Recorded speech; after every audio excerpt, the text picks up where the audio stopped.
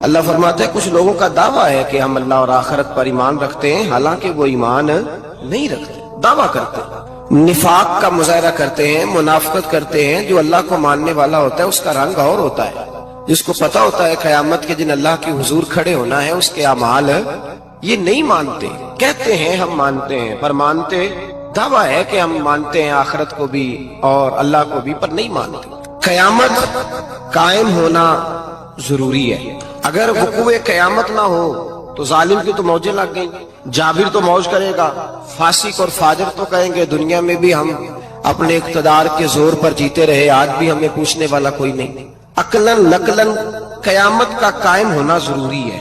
قیامت قائم ہوگی تو مظلوم کو اس کے ظلم پر داد رسی کی جائے گی اور ظالم کو سزا ملے گی۔ ایک آدمی ساری زندگی دنیا کے اندر لوٹ مار کرتا رہا، دھوکہ فریب فراڈ کرتا رہا، اس کی راتیں شراب و کباب میں گزر گئیں، وہ مرے اور بات ختم ہو گئی، ٹھیک ہے موج کر کے چلا گیا۔ ایک آدمی ساری زندگی اس نے اللہ تبارک و تعالیٰ کی رضا کے لیے اپنی نظر کی حفاظت کی، زبان کی حفاظت کی، یہاں تک کہ دل کی بھی حفاظت کی، وہ بھی مرے تو معاملہ ختم ہو گیا۔ اس طرح تو پھر سرکش کا کچھ بنے گا ہی نہیں، نظام زندگی ساری اس کی سوچ ختم ہو کے رہ جائے گی اگر قیامت قائم نہیں ہو۔ قیامت کا قائم ہونا حق ہے، اس لیے قرآن مجید نے ایک جگہ پہ نہیں 20 جگہ پہ یہ بیان فرمایا ہے کہ قیامت ضرور قائم ہے، قیامت، اور وہ قائم ہو کر اپنے سارے لوازمات سمیت قائم ہوگی۔ میرے نبی پاک صلی اللہ علیہ وسلم نے فرمایا مظلوم کو حق ملے گا، ظالم کو سزا ملے گی۔ جابر اس دن اللہ کی بارگاہ میں رسوا کیے جائیں گے، جن پر جبر کرتے رہے انہیں اللہ کے حضور سے عطا کیا جائے گا۔ قیامت کا وقوع ہونا ضروری ہے، اور قیامت تو جب قائم ہوگی تب ہوگی۔ دنیا میں بھی ایسا ہوتا ہے، ظلم کا انجام ٹھیک نہیں ہوتا، جبر کا انجام، جھوٹ کی زندگی لمبی نہیں ہوتی، دھوکے فریب فراڈ ملمہ سازی، ان چیزوں کی عمریں اللہ نے تھوڑی رکھی ہیں۔ وقتی طور پر ظالم کو، دھوکے باز کو، جابر کو جو مہلت ملتی ہے وہ سمجھتا ہے میری سیاست کام کر رہی ہے،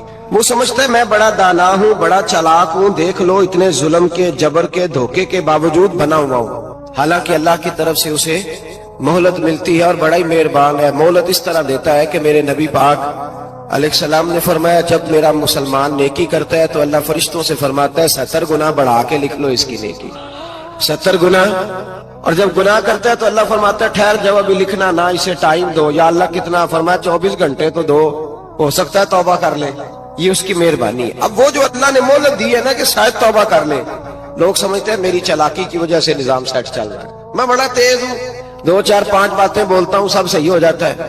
لوگ اس کو اپنی دانائی سمجھ لیتے ہیں، حالانکہ وہ اللہ کی طرف سے۔ فرعون نے کئی 100 سال حکومت کی اور اس طرح اس نے ظلم کیے کہ لاکھوں اور ہزاروں بچے قتل ہی کرا دیے، 12,000 عورتوں کے پیٹ میں حمل تھا اس نے ضائع کرا دیا۔ جب حضرت موسیٰ علیہ السلام اپنی قوم کو لے کے نکلے، رستے میں دریا آ گیا، فرعون پیچھے لگا ہوا تھا، وَإِذْ فَرَقْنَا بِكُمُ الْبَحْرَ فَأَنْجَيْنَاكُمْ، اللہ فرماتے ہیں تمہارے لیے میں نے دریا کو پھاڑا اور تمہیں نجات دے دی، وَأَغْرَقْنَا آلَ فِرْعَوْنَ، اور فرعون کو غرق کر دیا، وَأَنْتُمْ تَنْظُرُونَ، تم کھڑے دیکھ رہے تھے۔ اب جب حضرت موسیٰ دریا کے کنارے پہنچے تو فرعون بھی پیچھے آیا۔ فرعون لوگوں سے کہا کرتا تھا کہ میں کہتا ہوں تو دریا چلتا ہے، میں کہتا ہوں تو ہوائیں آتی ہیں، میرے حکم کے پابند ہے سارے۔ جاگ رہے نا اب حضرات، غور فرمائیے گا بات پر۔ دعویٰ تھا اس کا کہ میں کہتا ہوں تو نظام زندگی چلتا ہے۔ اب جب دریا کے کنارے پہنچی حضرت موسیٰ علیہ السلام تو اللہ نے حکم دیا کہ آپ عصا ماریں۔ جناب موسیٰ نے عصا مارا، 12 رستے بن گئے۔ اب حضرت موسیٰ کی قوم گزر رہی تھی تو فرعون سے پوچھنے لگے کہ تو کہتا تھا میرے حکم سے چلتا ہے، تو وہ تو حضرت موسیٰ نے ڈنڈا مارا ہے تو رستہ بن گیا ہے۔ باز نہیں آتا انسان باز بنے بڑے ہیں، اس کے پاس بڑی دلیلیں ہیں، جھوٹ سچ بول کے اپنے آپ کو مطمئن کرتا ہے، آخر دم تک تبدیل ہونے کو تیار نہیں ہوتا، دلیلیں گھڑتا رہتا ہے، بناتا رہتا ہے، شور کرتا ہے جان بوجھ کے۔ بھئی تو کہتا تھا میرے چلانے سے چلتا ہے، تو باز ابھی بھی نہیں آیا، کہنے لگا میں نے حکم دیا ہے کہ ذرا پھٹ جا، مجھے یہ زندہ چاہیے۔ باز رسی جل گئی، بال کہنے لگا میں نہیں کہا ہے دریا کو کہ یہ مجھے زندہ چاہیے، میرے بھاگے ہوئے ہیں تو اس لیے پھٹا ہے، تو آؤ میرے ساتھ دریا کراس کریں۔ تو پتا تو ان کو بھی تھا نا جتنا تو رب بنا ہوا ہے، پتا تو تھا، سارے جانتے تھے۔ کہنے لگے تو پہلے کراس کر، اگر تو بچ گیا تو ہم بھی پیچھے آتے ہیں۔ اب چاروں ناچار۔ ایک روایت تو یہ ہے کہ یہ جب خدائی کا دعویٰ کرتا تھا نا، تخت پہ بیٹھا ہوتا تھا، تو ایک دن حضرت جبریل آئے اس کے پاس انسانی شکل میں، تو کہنے لگے میں بڑی دور سے آیا ہوں تو ایک مسئلہ پوچھنا تھا. کہا پوچھو. کہنے لگے ایک غلام تھا کسی بادشاہ کا, تو بادشاہ نے اسے تھوڑی دیر کے لیے ایک علاقے کی سربراہی دے دی. کتنی دیر کے لیے؟ کتنی دیر کے لیے ہمیں سربراہیاں ملتی ہیں؟ کیوں جی؟ تھوڑی دیر کے لیے ملتی ہے نا. تھوڑی دیر کے لیے سربراہی دے دی ایک غلام کو. ذرا بات کو سمجھیے. حضرت جبریل پوچھتے ہیں, کہتے ہیں سربراہی مل گئی, اب وہ مالک ہی بن کے بیٹھ گیا ہے, وہ بات ہی نہیں سنتا. اس کو تھوڑی دیر کے لیے بنایا تھا, وہ تو خدائی کا دعویٰ کرنے لگا ہے. آپ بتائیں اس کا انجام کیا ہونا چاہیے؟ یہ مسئلہ پوچھنے آیا ہوں.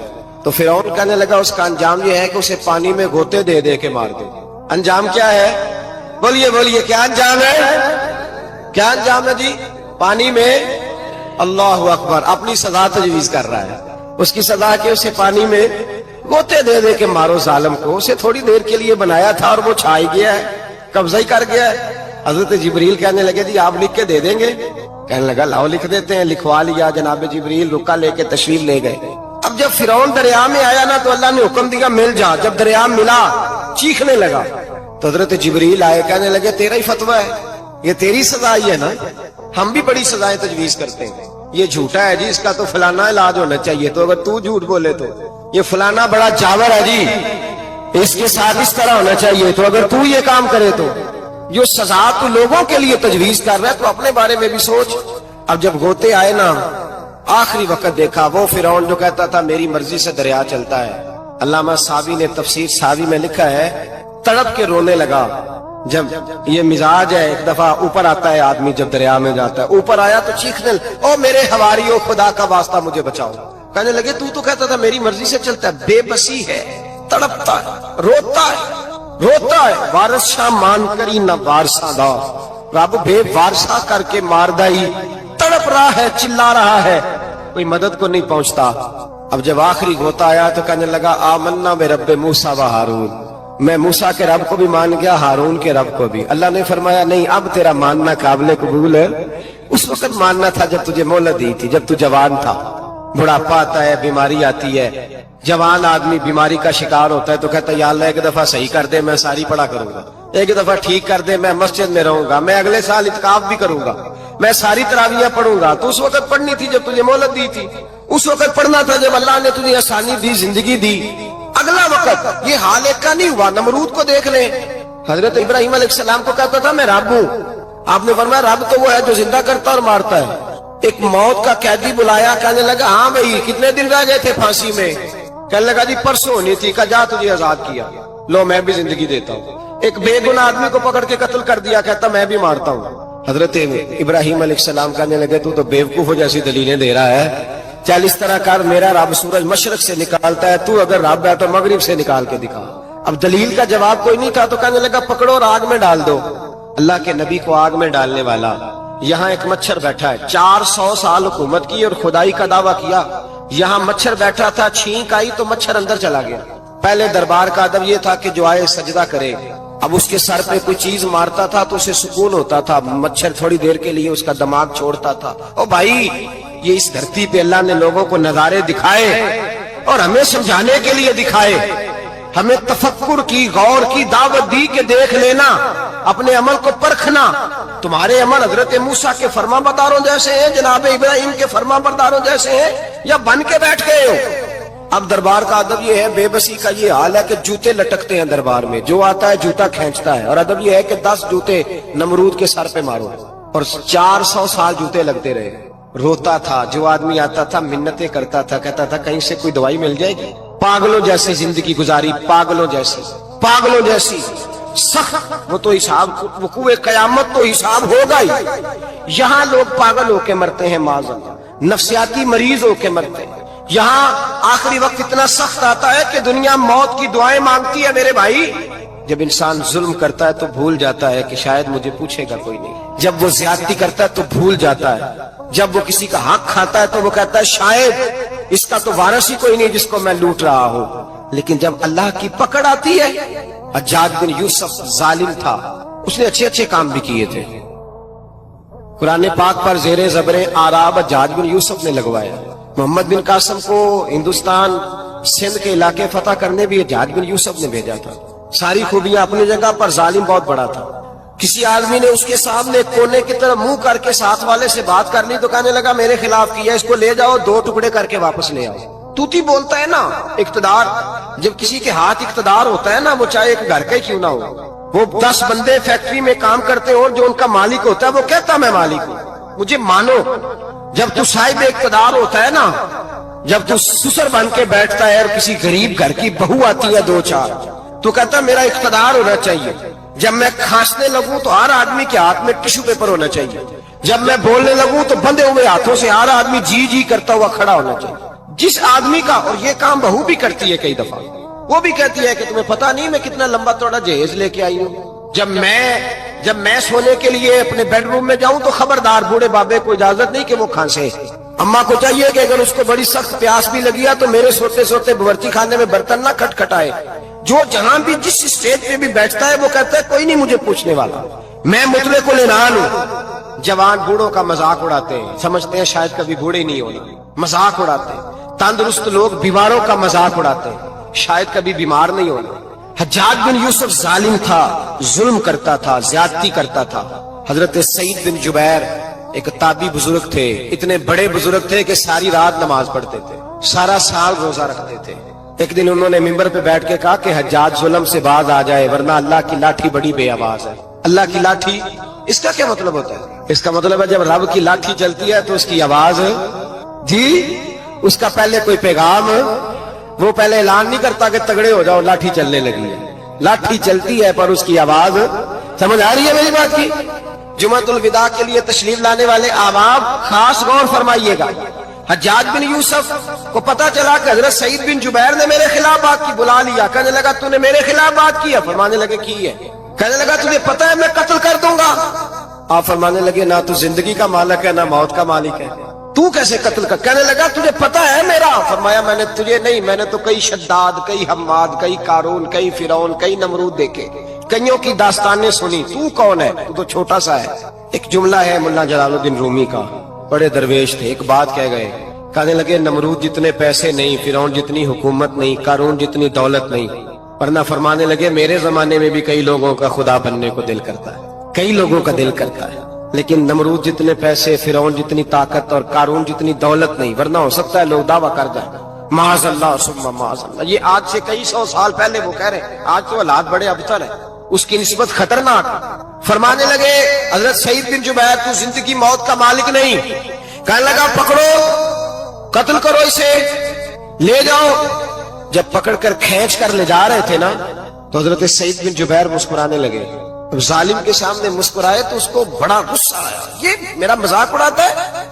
بلا لیا، ادھر آؤ، کیوں مسکرا رہے ہو، کیا ہوا؟ تو حضرت سعید بن جبیر کہنے لگے میں مسکرا رہا ہوں تیری بیوقوفی پر اور اپنے اللہ کی دی ہوئی ڈھیل پر، میں مسکرا رہا ہوں کہ یا اللہ کیا بات ہے، کیا تیرا شان ہے، کیسے لوگوں کو ڈھیل دی ہوئی ہے، میں مسکرا رہا ہوں تیری بیوقوفی پر کہ تو سمجھتا ہے شاید مجھے پوچھنے والا کوئی نہیں۔ کہنے لگا اس کو باہر نہ لے جاؤ، میرے سامنے قتل کرو۔ ٹھیک ہے جی، قتل کرنے لگے تو حضرت سعید بن جبیر نے منہ کعبے کی جانب کر لیا، انی وجہت وجہی للذی فطر السماوات والارض حنیفا وما انا من المشرکین۔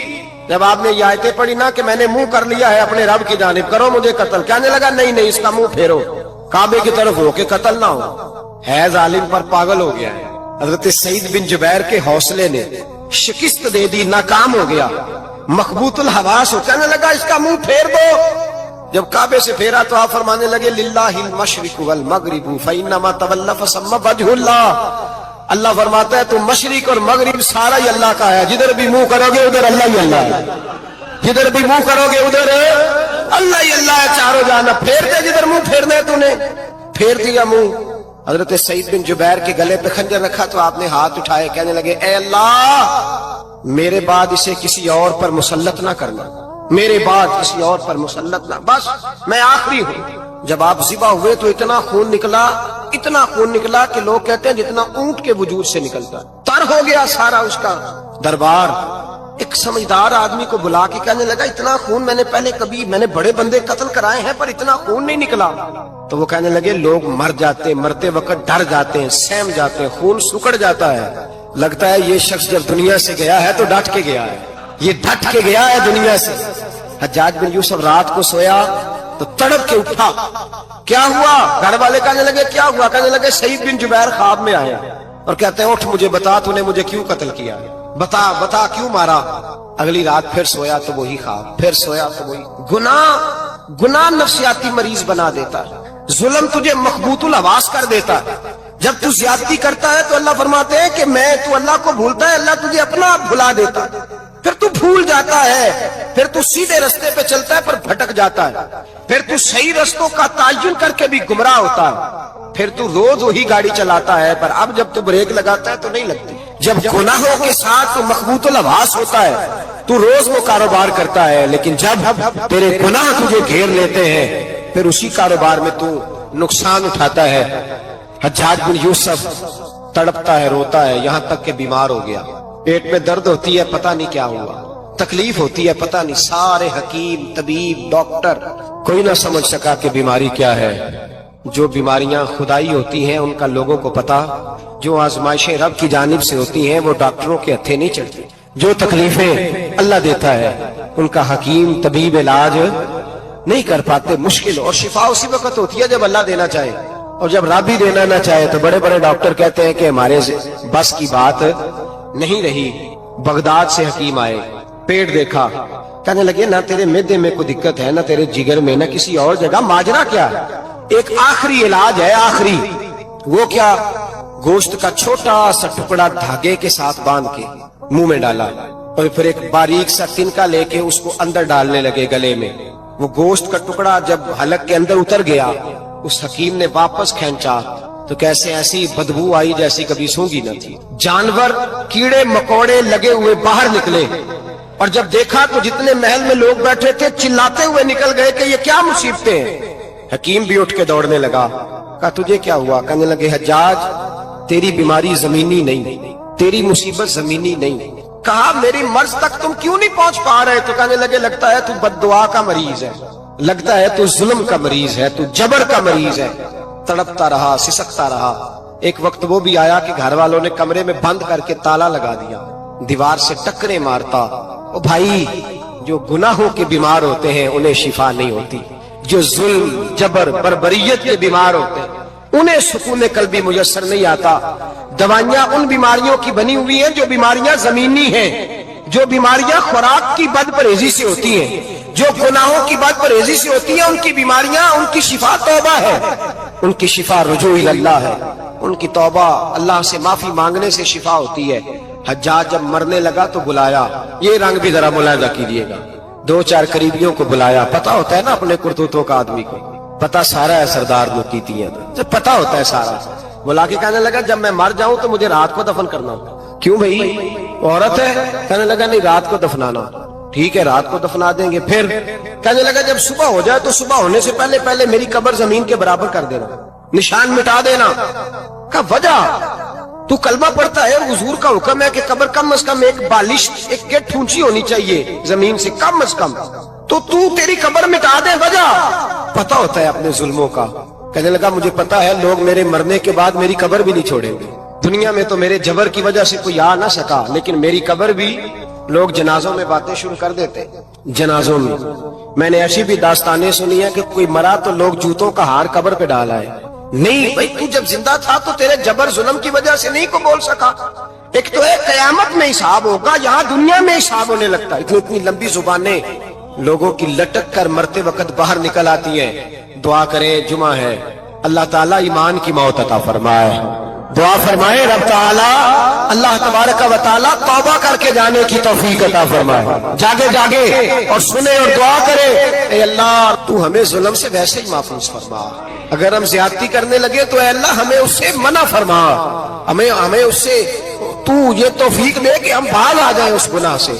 मेरे भाई, एक तो दुनिया में सजा है, फिर कयामत की सजा है, और वो ज्यादा सख्त है, वो ज्यादा सख्त है। हम लोगों ने ना हीले बहाने बड़े बनाए हुए हैं। बैंक के साथ कारोबार करने वाला कहता है नहीं नहीं मजबूरन लिया है, मजबूरन। मर रहा था तू, आखिरी लबों पे था तो जायज है, जायज है। उस वक्त जब तुझे खाने को लुकमा न लगे तो हराम खाना भी जायज है। क्या दिक्कत थी? क्यों अल्लाह रसूल के मुकाबले में खड़ा हुआ तू? क्यों सूद का धंधा किया? क्या क्या तकलीफ थी? क्या कहां तू उलझ गया था?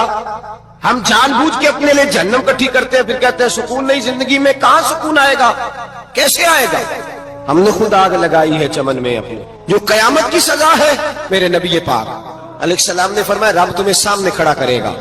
اور کس طرح کھڑا کرے گا؟ فرمایا لوگوں کے وجود سے کپڑے اتر جائیں گے، زمین اس طرح دہکے گی جس طرح تانبا زمین پہ رکھا جائے اور آگ جلائی جائے. تانبا دیکھا آپ لوگوں نے؟ یہ بھی گرمی گزری ہے نا، تو فرش پر جب سورج پڑتا تھا تو ننگے پاؤں چلا نہیں جاتا تھا. صحیح کہہ رہا ہوں؟ ننگے پاؤں، بچے کا پیر زمین پہ لگتا ہے تو چیخ اٹھتے ہیں، کہتے ہیں وہ جل گیا پیر. حالانکہ یہ فرش دنیا کے ہیں. اور اگر تانبے کے اندر خاصیت ہے کہ اگر کوئی دھات جلدی اور زیادہ گرم ہوتی ہے تو وہ تانبا ہے. میرے نبی نے مثال دی تو اس کی دی جو سخت تھا، فرمایا تانبے کی طرح زمین تپائی جائے گی اور پھر ننگے پاؤں رب تمہیں کھڑا کرے گا. آج سورج کی پشت تمہاری جانب ہے، قیامت میں منہ تمہاری جانب ہوگا. نیزہ آپ نے دیکھا ہوگا، نیزہ ہوتا تھا. فرمایا یہ جو تم نیزے دیکھتے ہو صرف 1.25 نیزے کے برابر سورج قریب آ جائے گا اور پھر اللہ تمہیں سامنے کھڑا کر کے تم سے سوال جواب کرے گا. اور حضور نے کہہ دیا ہے تو اب کسی نعت خواں کے کہنے سے بات بدل سکتی، کسی پیر کے کہنے سے جملہ بدل سکتا، کسی خطیب کے کہنے سے فکر نہ کرنا وہ سامنے جنت پڑی ہے، اب بات بدل سکتی. خدا کی رحمت پر بھروسہ رکھنا ضروری ہے، نبی پاک کی شفاعت کی امید رکھنا. بولیے. لیکن جو حضور نے بیان کیا ہے اس کو ماننا بھی یہ بھی ضروری ہے. میرے نبی پاک نے فرمایا اللہ تم سے حساب لے گا اور اللہ پوچھے گا، تم نے جواب دینا ہے. حضور کس کس شے کا؟ فرمایا جو پہنتے ہو اس کا جواب نہیں دینا، جو کھاتے ہو اس کا جواب نہیں دینا، جو اللہ کے راستے میں دیتے ہو اس کا جواب، باقی ہر شے کا جواب دینا ہے. ادھر جو پلاٹ ہے اس کا بھی جواب دینا ہے، اور وہ جو بچوں کو پیسے بتائے ان کا بھی جواب دینا ہے، جو چھپائے ہیں ان کا بھی. ثم لتسألن یومئذ عن النعیم. جو کمیٹی اپنے محلے میں ڈالی ہے اس کا بھی جواب دینا ہے، جو سسرال کے علاقے میں ابا جی سے چوری ڈالی ہوئی ہے اس کا جواب بھی، سب کا جواب دینا ہے، تمام حساب کتاب. اور اللہ فرماتے ہیں میں سامنے کھڑا کر کے ہر سوال کا تجھے جواب، تجھے ہر سوال کا جواب. اچھا یہ جو بڑے لوگ تھے وہ حساب سے ڈرتے تھے، ہم چھوٹے لوگ ہیں ہم حساب سے ہم نہیں ڈرتے، ہم کہتے ہیں دیکھی جائے گی. بڑے لوگ جو تھے وہ حساب سے. حضرت ابوبکر صدیق دعا کرایا کرتے تھے، دعا کرو اللہ مجھ سے حساب نہ پوچھے. حضرت عمر فاروق رضی اللہ تعالیٰ عنہ اپنے بیٹے سے کہتے تھے بیٹا اپنے باپ کے لیے رحمت کی دعا کرنا، میں درگزر والا ہوں، میں حساب والا کوئی نہیں. بڑے لوگ ڈرتے تھے. بڑے لوگ حضرت عثمان غنی قبر پہ کھڑے ہوتے تھے تو داڑھی آنسوؤں سے بھیگ جاتی. غلام کہتے ہیں حضور 3 دفعہ نبی پاک نے آپ کو جنت کی بشارت دی، 3 دفعہ بشارت دی ہے تو آپ کیوں اتنا روتے ہیں؟ عثمان غنی فرماتے جس رسول نے مجھے جنتی کہا ہے اسی محبوب نے مجھے فرمایا تھا عثمان قبر آخرت کی منزلوں میں سے پہلی منزل ہے. اور آپ فرماتے میرے تو کمرے میں دیا گل ہو جائے تو مجھے ڈر لگتا ہے، اس میں تو مکمل اندھیرا ہے. آپ فرماتے کھڑکیاں بند ہو تو دم گھٹنے لگتا ہے، اس کو تو دروازہ ہی کوئی نہیں، روشن دان تک نہیں. بھائی جو بڑے تھے وہ ڈر رہے تھے. مولا علی شیر خدا نماز کا وضو کر کے کانپتے تھے، کانپتے. علی آپ مرحب کے سامنے نہیں کانپے، خیبر کا دروازہ اکھاڑتے نہیں کانپے، بدر احد خندق حنین اور خیبر میں نہیں کانپے، تو یہاں آپ فرمانے لگے مالک کے سامنے جاتے ہوئے ڈر آتا ہے. بڑے لوگ کانپتے تھے، بڑے لوگ. آج کون سا جمعہ ہے؟ سارے بولیے. حالانکہ یہ اگلے سال دوبارہ آئے گا، ہمارا نہیں پتا کہ ہم ودا ہو جائیں کہ کیا بنے. یہ کون سا جمعہ ہے؟ آیا جمعہ الوداع، آئے ہم پڑھتے. آج ایک فکر لے کر کے جانا، ایک سوچ. جہاں روز رات کو بیٹے کی ٹینشن، بیٹی کی ٹینشن، بھائی کی ٹینشن، پوتے کی ٹینشن ہوتی ہے نا، ایک ٹینشن اور اپنے آج ایک ٹینشن بڑھا لو، قبر کی ٹینشن پیدا کر لو، قیامت کی تھوڑی سی فکر کر لو، تھوڑی سی ایک لمحے کے لیے صحیح تھوڑا خیال پیدا کرے. حضرت حسن بصری نام سنا ہوا ہے نا، یہ حضرت علی کے شاگرد ہیں. نبی پاک کے گھر میں آ جاتے تھے کئی دفعہ، بچے تھے جب. حضرت حسن بصری تابعی ہیں. فرماتے خانہ کعبہ میں عمرہ کرنے گیا، طواف کعبہ کر رہا تھا تو بڑا عجیب منظر ہوا، رات کی تنہائی ہوئی. اس وقت کئی دفعہ طواف بند بھی ہوتا تھا اس لیے کہ رش کم ہوتا تھا تو رات کو سب سو جاتے. کہتے رات ذرا گہری ہوئی تو لوگ اپنا اپنا خیمہ لے کے جاتے تھے. اب تو ہوٹل ہے نا تو خیمے لگتے تھے، لوگ خیمہ لے کے جاتے تھے، جہاں جگہ ملتی تھی خیمہ لگا کے رہتے تھے. فرماتے میں رات کو سویا خیمے میں، ایک دردناک آواز آئی، میٹھی ہے دھیمی ہے پر درد بڑا ہے. کوئی رونے والا رو کے کہتا ہے اللہ حساب قیامت میں مجھ سے نہ لینا، اے اللہ تنہائی میں جتنا مرضی حساب لینا پر لوگوں کے سامنے نہ لینا. اور پھر کہتا ہے اللہ फजल तो तब करे जब तू मेरा हिसाब पूछे ही ना। फिर चंद मिनट गुजरे तो फिर वो रोने लगा। मेरे कानों में आवाज आई, कहने लगा अल्लाह हिसाब तो उनका लिया जाता है जो हिसाब के काबिल होते हैं। आला हजरत कहते हैं ना, रजा से तू क्या हिसाब लेगा, रजा भी किसी हिसाब में है। ऐ अल्लाह मैं काबिल नहीं, मुझसे हिसाब ना लेना। कहते थोड़ी देर गुजरी तो फिर वो रोने लगा। फिर जरा सांस संभले तो फिर कहने लगा ऐ अल्लाह मैं तो लोगों को कोई बंदा हिसाब पूछ ले तो नहीं दे सकता, मैं तुझे कैसे हिसाब दूंगा। फिर तड़पने लगा।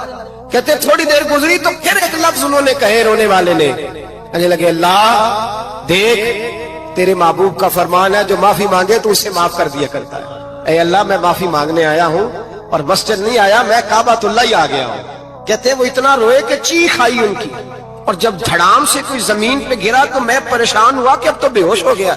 फरमाते हैं मैं जोर से उठा फटाफट और उस शख्स की तरफ बढ़ा। मेरे दिल में ख्याल है कोई गुनाहगार है बेचारा, तो चलो मैं भी दुआ करता हूँ, इसको कहता हूँ बेटे फिक्र न कर, अल्लाह तेरी मदद करेगा। फरमाते मैं गया इस नीयत के साथ कि मैं कहूंगा चलो उठो तुम भी दुआ करो, मैं भी करता हूँ, अल्लाह हमसे हिसाब ना पूछे। कहते मैं गया तो वो शख्सियत बेहोश पड़ी थी, काले स्याह बाल उनके चेहरे पे बिखरे हुए थे। कहते लोगों जब मैंने जुल्फे हटाई चेहरे से तो मेरा वजूद कांपने लगा आसमान टूट पड़ेगा, जमीन फट जाएगी, सितारे बिखर जाएंगे, आज बह जाएंगे समुंदर। फरमाते मेरी चीखें निकल गई। ये कोई गुनाहगार तो नहीं, ये तो हजरत फातिमा के पोते इमाम ज़ैनुल आबिदीन है, ये तो इमाम हुसैन का वो बेटा है जो करबला में तन्हा बचे थे।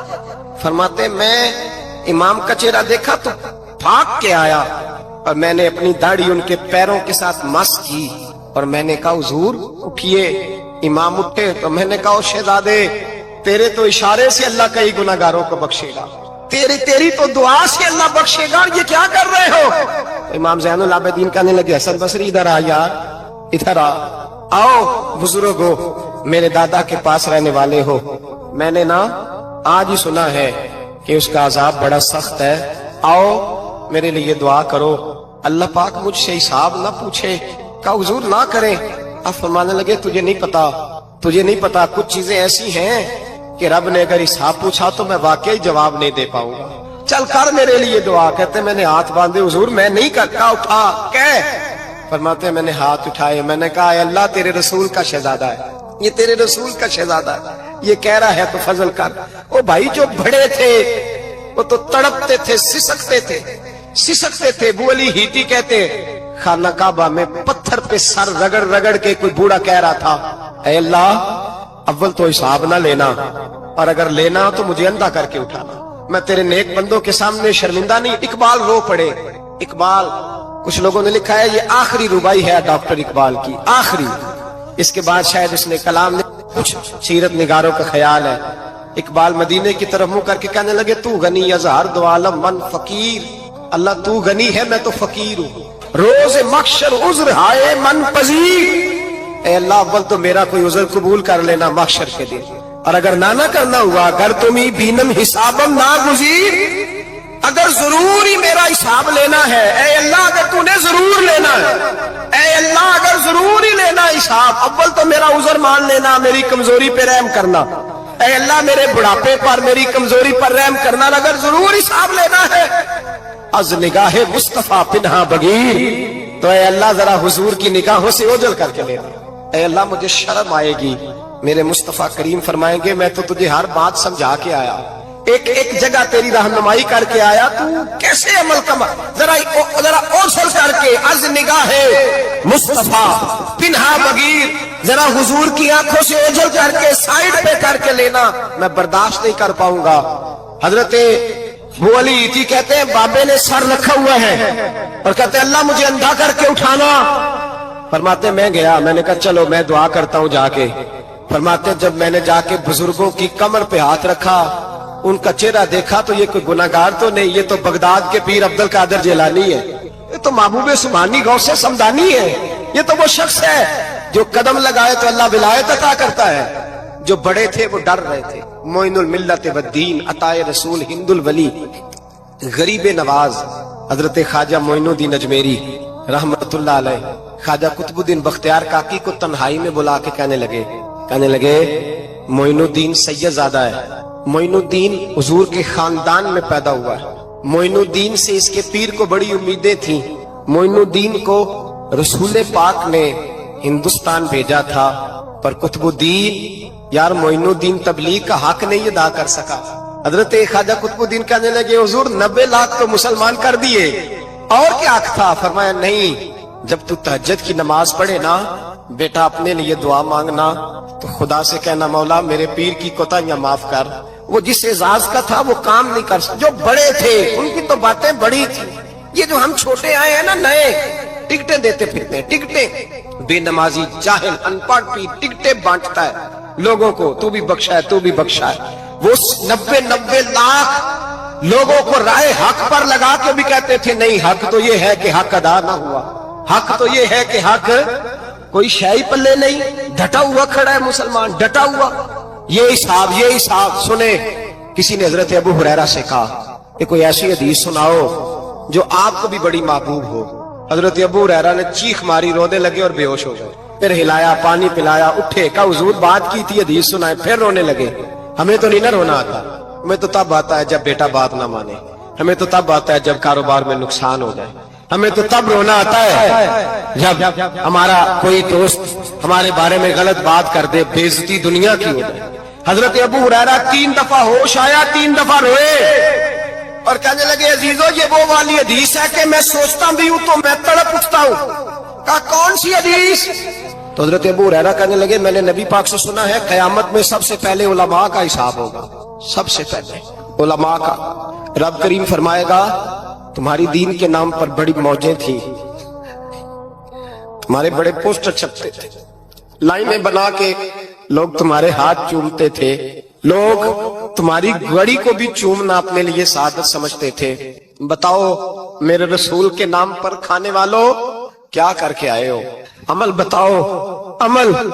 मौज बड़ी की ना तुमने, बताओ अमल। उलमा आलिम अर्ज करेगा ए अल्लाह मैं जगह जगह तेरे रसूल के दीन की बात करता था, मैं कुरान के दर्स देता था, मैं रातें बेदार रह के तैयारियां करता था, मैं जो बन सका किया।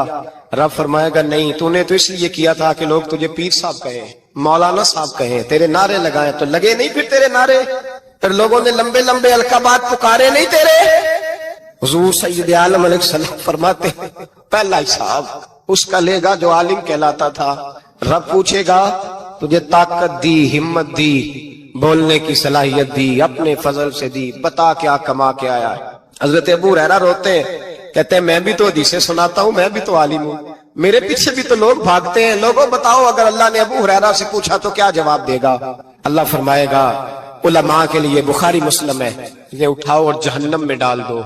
इमाम गजाली फरमाते हैं अगर किसी आलिम को सजा मिली तो सबसे सख्त आलिम को मिलेगी। दुआ फरमाए अल्लाह मेरे जैसे लोगों को हिदायत का रास्ता अता फरमाए, और जो कहते हैं समझते हैं अल्लाह उस पर अमल की तौफीक अता फरमाए। फरमाया हजरत अबू हुरैरा ने दूसरे नंबर पर सखी अल्लाह की बारगाह में खड़ा किया गया, मालदार। रब फरमाएगा बोल कुछ ऐसे भी थे जिनके पास शाम की रोटी नहीं थी, तुझे मैंने तेरी तिजोरी भर के तुझे दौलत अता की, तुझे विरासत में मैंने मुरब्बे दिए, जायदादें दी।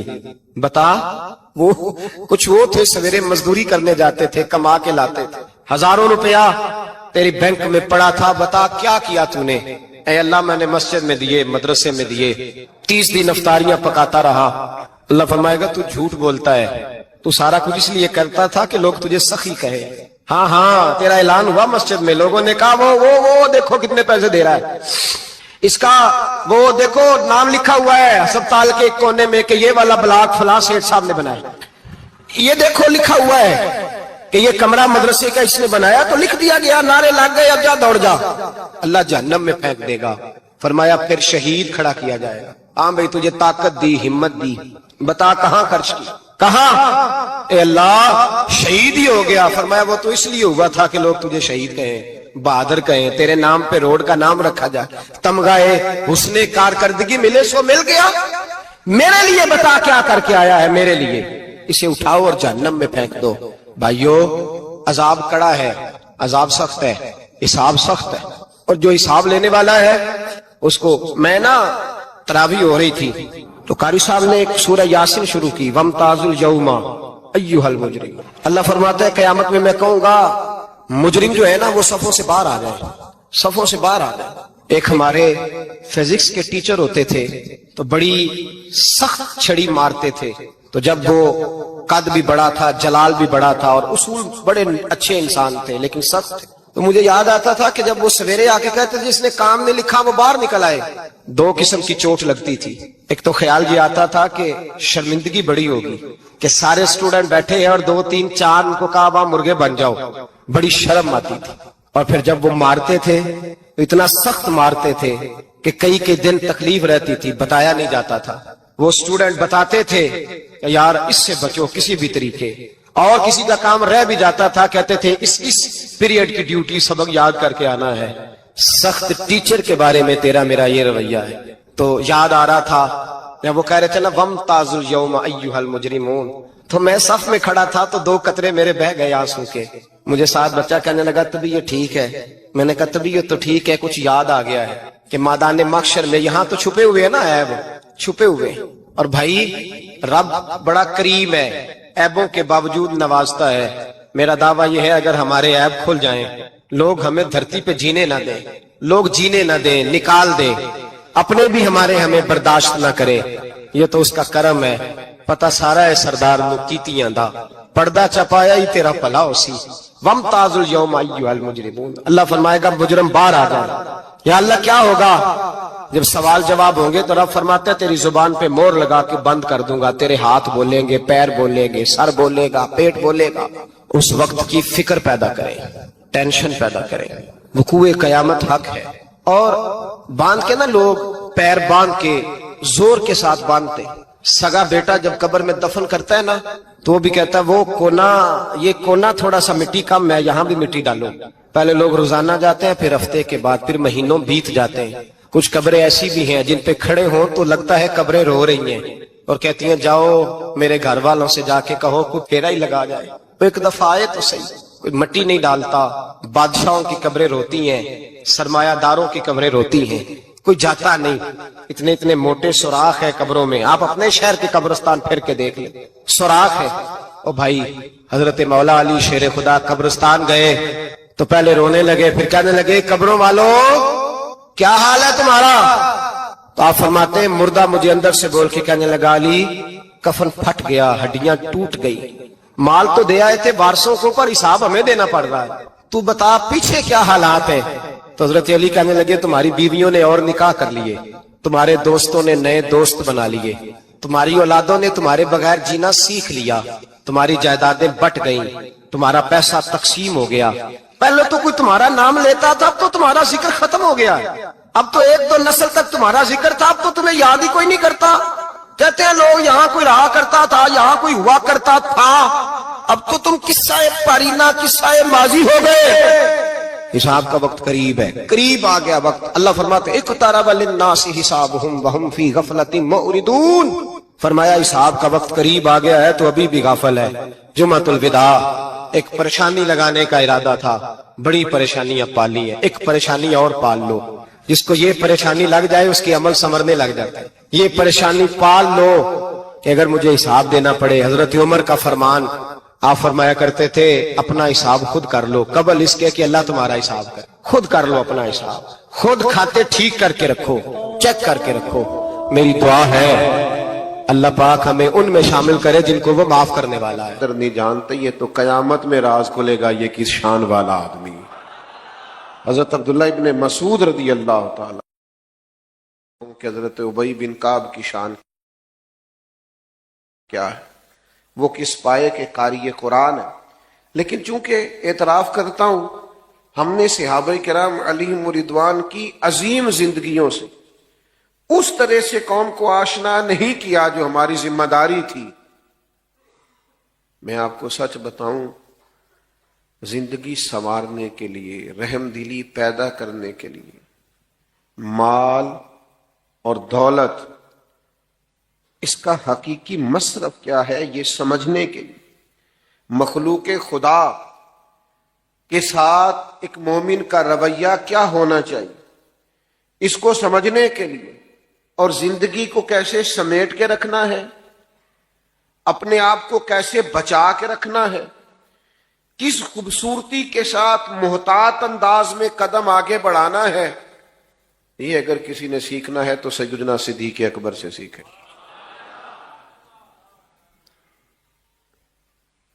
بہت تذکرہ ملے گا آپ کو کتب سیرت میں سیدنا عمر فاروق رضی اللہ تعالیٰ عنہ کے دور خلافت کا، اور اس میں کوئی شک نہیں کہ ایک عظیم پروقار اور مضبوط خلافت سیدنا عمر فاروق نے کی۔ پڑھیے لا الہ الا اللہ ہو، لا الہ الا اللہ۔ کسی نے پوچھا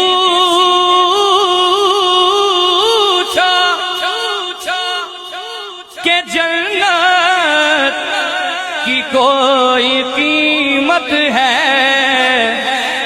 تو مصطفیٰ نے کہا لا الہ الا اللہ ہو، لا الہ الا اللہ، حق لا الہ الا